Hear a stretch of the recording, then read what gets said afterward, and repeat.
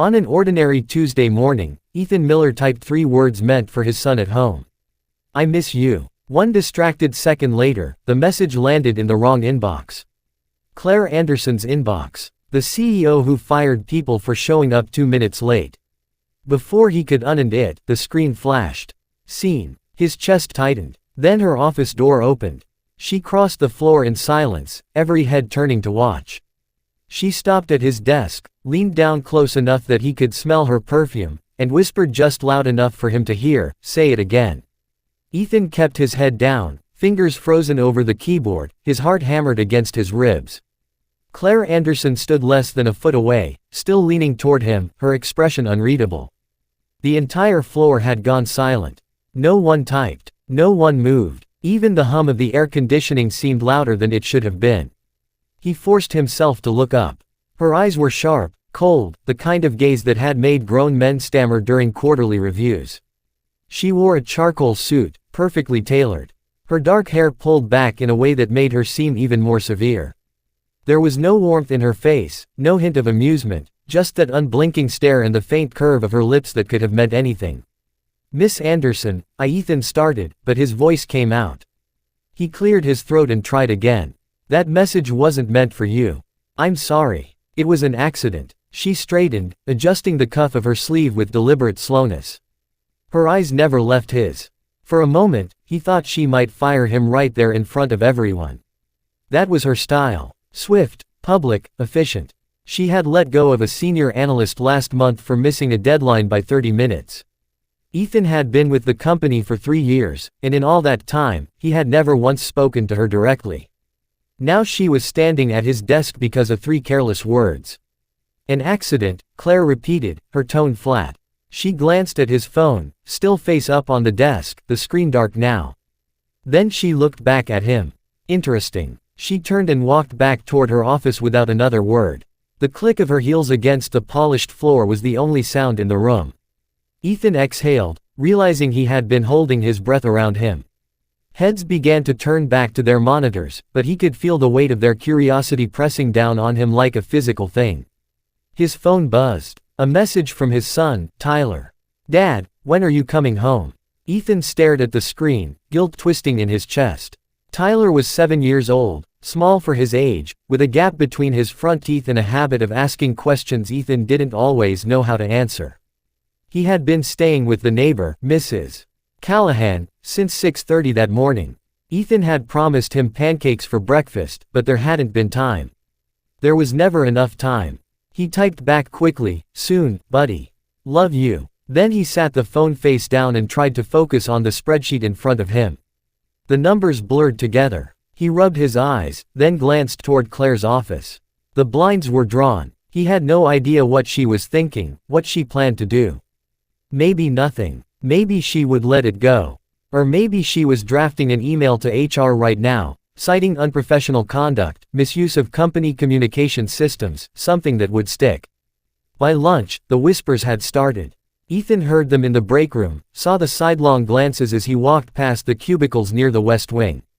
He kept his expression neutral, his steps measured, but inside his mind was racing. He had worked too hard to lose this job.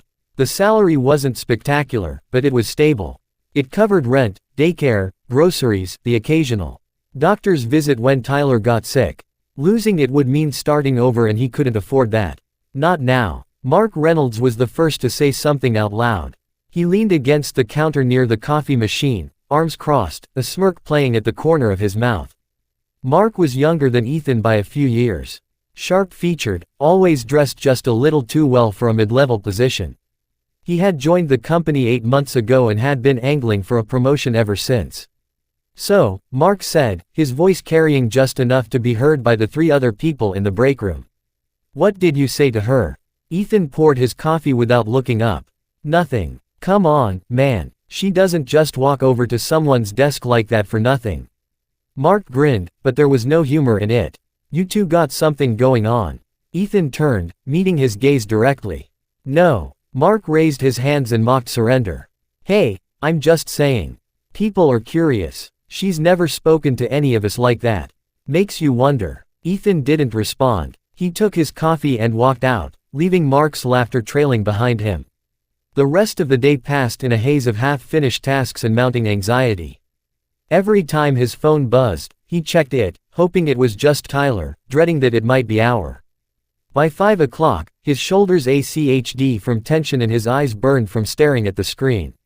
He packed up quickly, grabbed his jacket, and headed for the elevator. The ride down was silent except for the low hum of the machinery. When the doors opened, he stepped out into the lobby and nearly collided with someone, Claire Anderson. She stood just outside the elevator bay, her coat draped over one arm, her expression as unreadable as it had been that morning. For a second, neither of them moved. Then she stepped aside, gesturing for him to pass. "Mr. Miller," she said quietly. He stopped. Yes. She looked at him, really looked at him, and for the first time, he saw something other than cold efficiency in her eyes. It was brief, almost imperceptible, but it was there. Curiosity maybe, or something else. "Next time," she said, her voice low enough that no one else could hear. "Be more careful who you text." Then she walked past him out through the glass doors and into the fading daylight. Ethan stood there for a long moment, trying to make sense of what had just happened, but there was no sense to be made. He shook his head, pushed through the doors, and headed for the parking lot. Tyler was waiting for him when he got home, sitting cross-legged on the couch with a drawing pad balanced on his knees. The neighbor had left a note on the counter. He ate, behaved, see you tomorrow. Ethan folded the note and slipped it into his pocket, then sat down beside his son. "What are you drawing?" he asked. Tyler held up the paper. It was a house, lopsided and colorful, with two stick figures standing in front of it, one tall, one small. "That's us," Tyler said, pointing to each figure in turn. "You and me." Ethan smiled, pulling him close. "Yeah, buddy. That's us." For a few minutes, the world outside didn't matter. The whispers, the stars, the cryptic words from Claire Anderson, all of it faded. But later, after Tyler had gone to bed, Ethan sat alone in the kitchen with a cold cup of coffee and the nagging feeling that something had shifted. He didn't know what it was or what it meant, but he knew one thing for certain. Tomorrow, the whispers would be louder. The whispers were louder the next morning. Ethan felt them before he even reached his desk. Eyes tracked him across the floor. Conversation stopped mid-sentence as he passed, then resumed in hushed tones the moment he was out of earshot.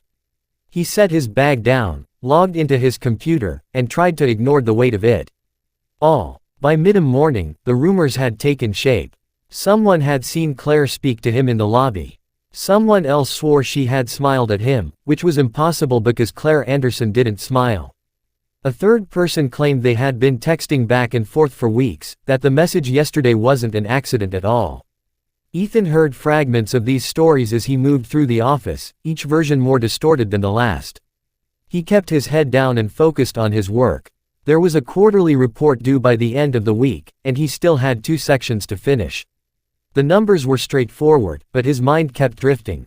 Every time someone walked past his desk, he tensed, half expecting HR to call him in. But the call never came.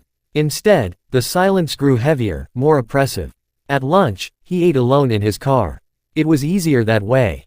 No questions, no stares, no need to pretend everything was fine. He sat in the parking lot with a sandwich he barely tasted, watching people come and go through the glass doors of the building.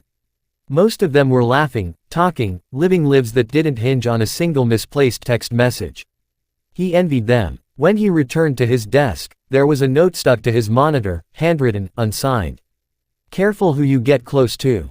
Some people don't deserve the attention." He crumpled it and tossed it in the trash without a second thought. But the message stayed with him. A splinter lodged somewhere he couldn't reach. Mark Reynolds appeared at his cubicle just before 3. He leaned against the partition, arms crossed, that same smirk from yesterday still fixed on his face. He had a way of taking up space that made Ethan want to push back, but he didn't. He just looked up and waited. "Heard you had another run-in with the boss," Mark said casually as if they were discussing the weather. "Lobby right after work." Ethan didn't answer. He turned back to his screen, hoping Mark would take the hint and leave. He didn't. "Look, man, I'm just trying to help," Mark continued, his tone shifting to something that might have sounded sincere to someone who didn't know better. "People are talking. You know how it is. Once the gossip starts, it's hard to stop. And if it gets back to her that people think you two have something going on, that's not going to end well for you." Ethan's jaw tightened. He saved his work, then turned to face Mark fully. "There's nothing going on. I sent a text to the wrong person. That's it." Mark raised an eyebrow. "Sure, but does everyone else believe that?" Before Ethan could respond, Mark straightened and glanced toward the executive wing. "Just saying, you might want to watch your back. People get jealous when they think someone's getting special treatment, especially when that someone is you." He walked away, leaving Ethan alone with the implication hanging in the air.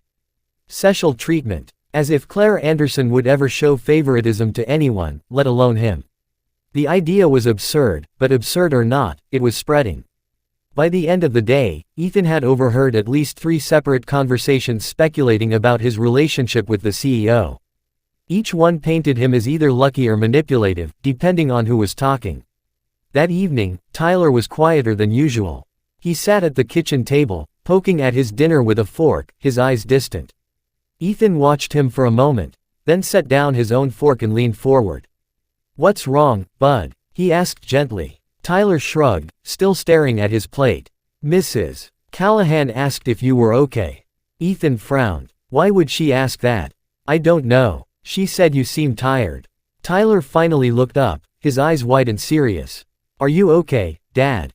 Ethan forced a smile. "Yeah, I'm okay. Just a lot going on at work right now. But it's nothing you need to worry about." Tyler didn't look convinced, but he nodded and went back to his dinner. Ethan watched him, guilt twisting in his chest. He had always tried to shield Tyler from the harder parts of life, the stress and uncertainty that came with being a single parent. But kids were perceptive. They picked up on things even when you tried to hide them. Later, after Tyler had gone to bed, Ethan sat on the couch with his laptop open, staring at the half-finished report on his screen. He should have been working, but his thoughts kept circling back to the conversation with Mark, the note on his monitor, the way people looked at him now. It wasn't just curiosity anymore. There was an edge to it, something sharper. His phone buzzed, a message from an unknown number. He hesitated, then opened it. "Stop making yourself look pathetic. Nobody believes you." Ethan stared at the screen. His pulse quickening. He didn't recognize the number. Didn't know who had sent it. But the message was clear. Someone was watching him. Someone who wanted him to know that the rumors weren't going to stop. He deleted the message and set the phone aside. But sleep didn't come easily that night. The next day, the tension escalated. Ethan arrived at work to find his desk slightly rearranged. Nothing major, just small things moved out of place, his stapler on the wrong side, his notepad turned at an odd angle. It could have been the cleaning crew, but he doubted it. Someone had been here, someone who wanted him to know. At 10 o'clock, he had a meeting with his team to review the quarterly report. Mark was there along with 3 others. The meeting should have been routine, but Mark spent most of it subtly undermining Ethan's work, pointing out minor inconsistencies, questioning his methodology. It was all framed as constructive criticism, but the intent was clear. By the time the meeting ended, Ethan's credibility had taken a hit, and everyone in the room knew it. He returned to his desk, jaw clenched, hands shaking with suppressed frustration. He wanted to confront Mark, to call him out in front of everyone, but that would only make things worse. So, he sat down, opened his email, and tried to focus. An hour later, Claire Anderson walked past his desk. She didn't stop, didn't look at him, just kept moving toward the conference room at the far end of the floor. But as she passed, she slowed for just a fraction of a second, and Ethan caught the faintest shift in her expression. It was gone before he could identify it, but it left him unsettled. That afternoon, Mark's campaign grew bolder. He started a group chat with several colleagues, ostensibly to discuss an upcoming project, but the conversation quickly veered into gossip. Ethan wasn't included in the chat, but someone forwarded him a screenshot. The messages were blunt, speculation about his relationship with Claire, jokes about how he must have impressed her, suggestions that he was sleeping his way to the top. Ethan deleted the screenshot and closed his laptop. He couldn't do this anymore. Not today. He grabbed his jacket and left early, ignoring the curious stares as he walked out. He needed air, space, something to clear his head. He picked up Tyler from Mrs. Callahan's house and took him to the park.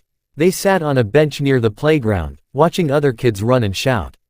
Tyler leaned against him, quiet and warm, and for a few minutes, the world felt manageable again. "Dad," Tyler said softly, "do you like your job?" Ethan looked down at him, surprised by the question. "Sometimes. Why?" Tyler shrugged. "You just seem sad when you come home." Ethan pulled him closer, resting his chin on top of Tyler's head. "I'm not sad, buddy.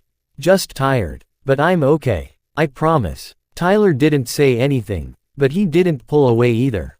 They sat like that until the sun started to set, casting long shadows across the grass. Ethan wished they could stay there forever, away from the office. The rumors, the relentless pressure, but eventually they had to go home. That night, Ethan received an email. It was from Claire Anderson, sent at 9:47. The subject line was blank. He opened it, his heart pounding. "Mr. Miller, I am aware of the rumor circulating within the office. I will address this matter directly. Do not respond to this email." He read it 3 times, trying to parse her meaning. Was she going to shut down the gossip? Fire him to make it stop? He had no idea. But the fact that she had acknowledged it at all meant something. He just didn't know what. The next morning, there was a notice posted on the company internet. Mandatory all-staff meeting at 2 o'clock in the afternoon. No agenda listed, no explanation given. Ethan's stomach dropped. This was it. Whatever Claire planned to do, she was going to do it in front of everyone. He spent the morning in a fog, barely able to concentrate. Around him, the office buzzed with speculation. Some people thought layoffs were coming. Others guessed a major policy change. A few whispered that it had something to do with him, though they didn't say it loud enough for him to hear directly. At 1:55, the entire staff began filing into the main conference room. It was the largest space in the building, usually reserved for client presentations and board meetings. Ethan found a seat near the back, trying to make himself invisible. Mark sat 3 rows ahead, flanked by colleagues who kept glancing back at Ethan and whispering. At exactly 2, Claire Anderson entered the room. She wore a navy suit, her expression unreadable as always. She walked to the front, stood behind the podium, and surveyed the crowd. The room fell silent. "Thank you all for being here," she began, her voice calm and clear. "I've called this meeting to address a matter that has come to my attention over the past few days. It concerns workplace culture, professionalism, and the consequences of failing to uphold both." Ethan's heart hammered in his chest. He kept his eyes on her, trying to read her face, but she gave nothing away. "There have been rumors," Claire continued, her gaze sweeping the room, "regarding my relationship with one of our employees. These rumors are false. They are also damaging, not just to the individual involved, but to the integrity of this company." She let the words hang in the air for a moment. No one moved. No one spoke. "I want to be clear," she said, her tone hardening.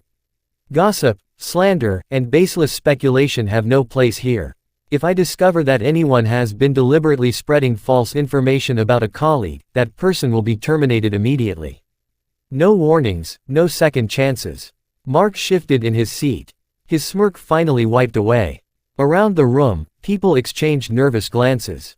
Claire's message was unmistakable. "Professionalism is not optional," she continued.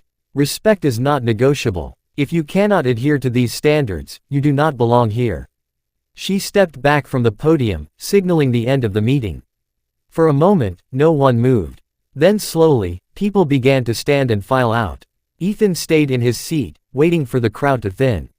When he finally stood, he saw Claire watching him from the front of the room. Their eyes met across the distance, and she gave a single, almost imperceptible nod. Then she turned and left. Ethan walked back to his desk in silence. The whispers had stopped. The office felt different after the meeting. Not lighter exactly, but quieter. The whispers hadn't disappeared entirely, but they had retreated into corners, exchanged and hurried glances rather than open conversations. Ethan returned to his desk and found it exactly as he had left it. No one had touched his things. No one had left another anonymous note. The small victories felt enormous. He opened his laptop and stared at the quarterly report, the one he had been struggling to finish for days. The numbers made sense now. His mind was clearer. The fog of anxiety lifted just enough for him to focus. He worked through the afternoon without interruption. And by the time 5 o'clock rolled around, he had completed 2 full sections. It wasn't much, but it was progress. Mark Reynolds didn't speak to him for the rest of the week. In fact, Mark seemed to go out of his way to avoid him entirely. When they passed in the hallway, Mark kept his eyes forward, his expression blank. The group chat that had mocked Ethan days earlier had gone silent. No one forwarded him screenshots anymore. No one asked invasive questions. The threat of termination had done what reason couldn't, but Ethan knew better than to believe it was over. People didn't forget this quickly. The rumors might have gone underground, but they were still there, simmering just beneath the surface. He had seen it before in other workplaces, other situations. Gossip had a long memory. On Friday afternoon, Claire Anderson sent another email. This one had a subject line, performance review schedule. Ethan's chest tightened as he opened it. The message was brief and professional, informing him that his annual review had been moved up by 2 weeks and would take place the following Monday at 9 in the morning. No explanation, no additional context. He read it twice, trying to determine if this was routine or something else. Performance reviews were standard, but moving one up without warning was unusual. He couldn't tell if this was a consequence of the rumors or simply bad timing. Either way, he had no choice but to prepare. That weekend, he spent hours reviewing his work from the past year. He compiled reports, tracked his contributions to major projects, documented the times he had gone above and beyond. It was tedious, exhausting, but necessary. If Claire was looking for a reason to let him go, he wasn't going to make it easy for her. Tyler noticed. On Saturday evening, as Ethan sat at the kitchen table surrounded by papers and spreadsheets, Tyler climbed into the chair beside him and rested his chin on his hands. "Are you in trouble at work?" Tyler asked, his voice small. Ethan looked up, startled. "No, buddy. Why would you think that?" Tyler shrugged. "You've been working a lot, and you look worried." Ethan set down his pen and pulled Tyler closer. "I'm not in trouble. I just have a big meeting on Monday and I want to make sure I'm ready." Tyler studied him for a moment. His young face serious. "Is it with the lady you texted?" Ethan blinked. He had never told Tyler about the text, about Claire, about any of it. But kids were sharper than people gave them credit for. They picked up on things, pieced together fragments of overheard conversations. "Yeah," Ethan admitted quietly. "It's with her." Tyler nodded as if that explained everything. "She sounds scary." Ethan couldn't help but smile. "She is a little. But you're not scared of her, right?" Tyler asked, looking up at him with wide, trusting eyes. Ethan hesitated, then shook his head. "No, I'm not scared." It was only half true, but Tyler didn't need to know that. Monday morning arrived too quickly. Ethan dressed carefully, choosing a crisp white shirt and his best tie. He dropped Tyler off at Mrs. Callahan's house early, then drove to the office in silence, his mind running through every possible scenario. By the time he reached the building, his hands were clammy, his heart racing. He arrived at Claire's office at 8:55. Her assistant, a woman in her 40s with sharp features and an efficient demeanor, gestured for him to sit. He waited, staring at the closed door, watching the minutes tick by on the wall clock. At exactly 9, the door opened and Claire stepped out. "Mr. Miller," she said, her tone neutral. "Come in." He stood and followed her inside. The office was larger than he had expected with floor-to-ceiling windows overlooking the city. Her desk was immaculate, not a single paper out of place. She gestured to a chair across from her and he sat, trying to keep his posture straight, his expression calm. Claire settled into her own chair and opened a folder on her desk. She scanned the contents briefly, then looked up at him. Her eyes were as cold and unreadable as ever. "Your performance over the past year has been consistently strong," she began, her voice matter of fact. "Your work is thorough. Your deadlines are met, and your contributions to team projects have been noted by your supervisors." Ethan exhaled slightly, though he didn't let himself relax. Compliments from Claire Anderson were rare, but they didn't necessarily mean safety. "However," she continued, and his stomach dropped, "there have been concerns raised about your conduct in recent weeks." He opened his mouth to respond, but she held up a hand, stopping him. "I am not referring to the rumors," she clarified. "I am referring to the way you have handled them. Several colleagues have reported that you have been withdrawn, uncommunicative, and visibly distressed during work hours." Ethan's jaw tightened. Of course, people had reported him. They always did. With all due respect, Miss Anderson, he said carefully. I think anyone would be distressed if they were being accused of something they didn't do. She regarded him for a long moment, her expression giving nothing away. Then she closed the folder and leaned back in her chair. I agree, she said simply. The words caught him off guard. He stared at her, unsure how to respond. The situation you were placed in was untenable, Claire continued. And while I addressed the broader issue publicly, I wanted to speak with you directly to ensure you understand that your position here is secure. Ethan blinked. It is. Yes. She folded her hands on the desk. The rumors were baseless and damaging. I made it clear that such behavior will not be tolerated. You are not under investigation. You are not being reprimanded. This review is simply to confirm what I already know. That you are a valuable member of this company. Relief washed over him, so strong it was almost disorienting. He had spent days convinced he was about to lose everything, and now she was telling him the opposite. Thank you, he said, his voice rougher than he intended. I appreciate that. Claire nodded. However, I do have one question. He tensed again. Yes, the text message, she said, her gaze steady. You said it was meant for your son. Ethan nodded. It was Tyler. He's 7. And you sent it during work hours because I miss him, Ethan said quietly. I drop him off early, pick him up late, and sometimes the days feel too long. So, I text him just to remind him that I'm thinking about him. For the first time since he had met her, something shifted in Claire's expression. It was subtle, barely noticeable, but it was there. A softening around the eyes, a faint easing of the line between her brows. That's admirable, she said after a moment. Being a parent while maintaining a career is not easy, especially alone. Ethan didn't know what to say to that, so he just nodded. Claire stood, signaling the end of the meeting. He rose as well, and she extended her hand. He shook it, her grip firm and professional. Keep doing what you're doing, Mr. Miller, she said. And if anyone gives you trouble, report it to HR immediately. I will, he said. Thank you. He left her office feeling lighter than he had in weeks.